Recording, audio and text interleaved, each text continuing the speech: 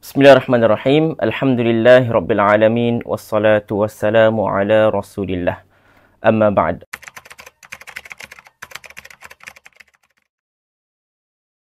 Di antara pengajaran yang dapat kita ambil daripada peristiwa hijrah Nabi Muhammad sallallahu alaihi wasallam ada 3. Yang pertama sekali adalah hijrah adalah sebuah kemestian.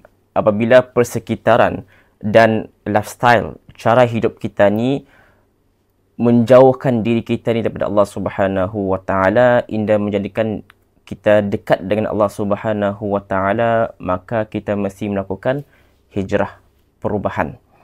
Perlu diingat, apabila kita tidak bergerak mendekati kebaikan, maka kita bergerak menjauhi kebaikan. Antara dua tu tadi. Oleh sebab itulah hijrah bukan destinasi untuk kita berhenti, tapi hijrah adalah sebuah perjalanan yang continuous, yang sentiasa berjalan. Yang kedua, hijrah perlukan matlamat. Kita mesti tahu ke manakan kita hijrah. Rasulullah sallallahu alaihi wasallam tahu destinasi tujuannya ke mana. Dan kita apabila mau melakukan perubahan diri mesti tahu apakah matlamat yang kita akan capai.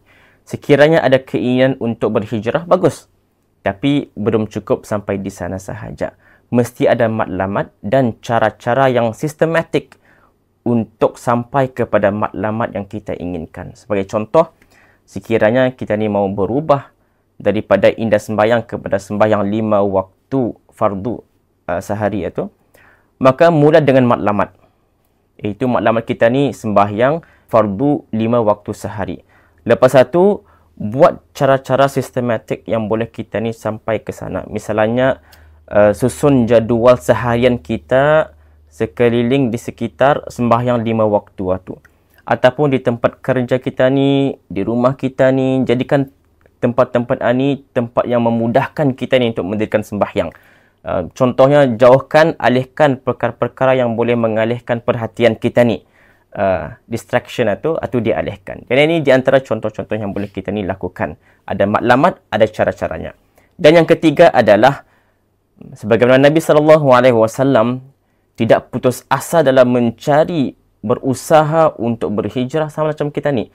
Jangan putus asa. Kisah hijrah Nabi Muhammad sallallahu alaihi wasallam penuh dengan ujian. Sebelum ke Madinah, baginda cuba untuk pergi ke Taif, melihat adakah ada orang yang akan menerima seruan baginda. Adakah yang menerima seruan baginda sallallahu alaihi wasallam? Nada, kosong.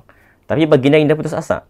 Sebelum ke Taif, 2 orang support system yang menyokong dakwah baginda sallallahu alaihi wasallam, iaitu isteri baginda Khadijah dan Abu Talib, bapa saudara baginda, meninggal dunia.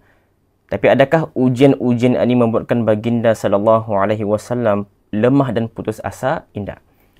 Bahkan baginda sallallahu alaihi wasallam tetap mencari jalan bagaimana caranya untuk menyebarluaskan risalah Islam ini. Jadi samalah macam itu juga, kita jangan putus asa di dalam perjalanan hijrah kita ni. Wallahu a'lam bissawab.